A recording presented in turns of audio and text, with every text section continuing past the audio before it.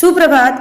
आज मैं आप लोगों को पढ़ाने वाली हूँ 10वां पाठ जटायु शौर्यम, जो क्लास 9 के जो बच्चे हैं उनके लिए ये लेसन है।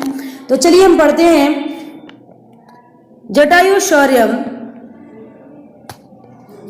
प्रस्तुतो अयम पाठ्यांश महर्षि वाल्मीकि विरचित रामायणम इत्यस्य ग्रंथस्य आरण्यकाण्डात् समृद्धो अस्ति। अत्र जटायु रावणयो युद्धस्य वर्णनम् अस्ति। पक्षीराज जटायु पंचवटी गानेन विलपन्तया सीताया क्रीडन् करुण क्रीडनं श्रुत्वा तत्र गच्छति। यह जो पाठ है वह महर्षि वाल्मीकि द्वारा रचित रामायण के ग्रंथ आरण्यकांड से लिया गया है। यहाँ जटायु और रावण के बीच जो युद्ध है उसका वर्णन है, जिसमें पक्षीराज जो जटायु हैं वह सीता का विलाप सुनकर जाते हैं, वहां जाते हैं। सह सीता प्रहरणे निरंतरम रावणं तस्मात् निध्यक्रमणः निवृत्त अर्थम प्रबोधयति परमक्ष अपरिवर्तमति रावणः तमेव अपसारयति। ततः पक्षीराज तुंडेन पदाभ्यांश प्रहरति स्वनखे रावणस्य गात्रिणी विदारयति एवक्ष बहुविधा कर्मणेन रावणः भग्नधनवा हतसारथी हताशवा वृणि विरथक्ष सज्जात खगाधिपस्य पुनः पुनः अतिशय प्रहारे वृणि महाबली रावणः मूर्छितो भवति है। यहाँ से मैं आपको यहाँ तक बताती हूँ कि वह जो सीता है, सीता को वह रावण लेकर जाता है। उसी समय जो उसे गिद्ध जो है जटायु है उसके ऊपर प्रहार करता है, उसके ऊपर आक्रमण करता है। अपने तीखे नाखूनों और पंजों से उसके शरीर पे कई घाव कर देता है और पंजों के प्रहार से उसके विशाल धनुष को खंडित कर देता है।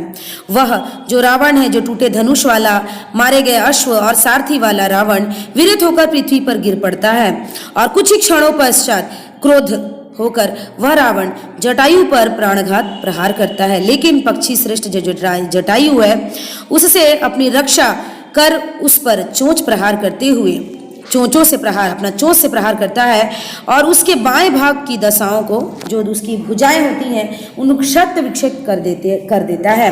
जैसे कि आप इस पिक्चर में देख सकते हैं कि जो रावण है, यह रावण है वह पक्षीराज जो श्रेष्ठ जटायु है से युद्ध कर रहा है और इसी बीच वह आक्रमण करता है उसके साथ। और यहाँ सीता विलाप कर रही है, रो रही है और उसका जो रावण का जो रथ है वह गिर जाता है, टूट कर इधर उधर टूट जाता है। उसका जो सारथी है वह भी मर जाता है और घोड़े भी इधर उधर विरक्त हो जाते हैं, इधर उधर हो जाते हैं।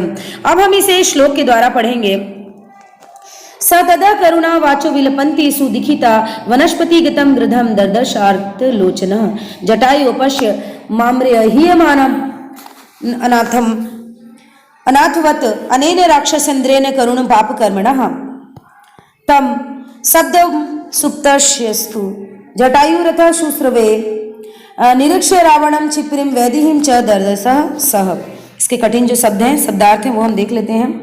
जैसे कि तदा मतलब तब, करुणावाचो दुख भरी आवाज से, विलपंती रोती हुई, और सुदुखिता बहुत दुखी, वनस्पति गतम वृक्ष पर बैठे हुए को, गृधम गिद्ध को, दर्दस देखा, और आयात लोचना अर्थात बड़ी बड़ी आंखों वाली। दूसरे श्लोक का जो अर्थ है, जटायु का अर्थ होता है हे जटायु पश्य देखो, माम मुझे या मुझको, आर्य श्रेष्ठ, हीयमानम हरि या हरण की जाती हुई, अर्थात हम अपहरण का बात कर रहे हैं, किडनैप, अनाथवत अनाथ की तरह, अनेन इस से, राक्षसेन्द्रेण अर्थात राक्षस राज के द्वारा, करुणम दुखी, और पाप कर्मणा अर्थात पाप कर्म वाले।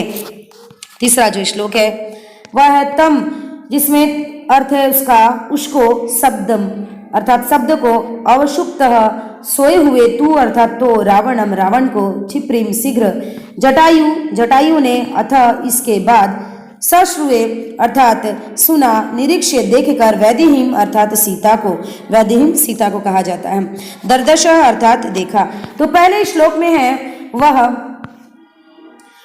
करुण विलाप करती हुई, दुखी मन से, बड़ी बड़ी आंखों वाली, तब विशाल पेड़ पर स्थित जटायु को देखा। वह करुण विलाप करती हुई रोती हुई उस सीता ने बड़ी बड़ी आंखों से, ठीक है, उस पेड़ पर बैठे हुए गिद्ध को देखा।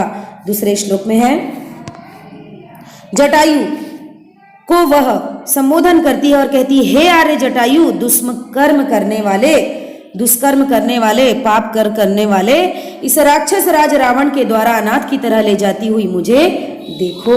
वह कह रही है कि हे जटायु, हे आर्य, इस अनाथ को देखो, यह राक्षस जो है, जो पाप कर्म कर रहा है, मुझे ले जा रहा है, मुझे देखो। तीसरे श्लोक में वह सो रहा है, सोए हुए उस जटायु ने सीता के वह शब्द सुने, ठीक है, स्वर सुने और रावण को देखकर जल्दी ही उसने सीता को देखा। अब हम चौथा श्लोक पढ़ते हैं। ततः पर्वत शंख भस्ति क्षण तुंडः खगोतम वनस्पति गता श्रीमान्य वज्रहार शुभाम गिरिम।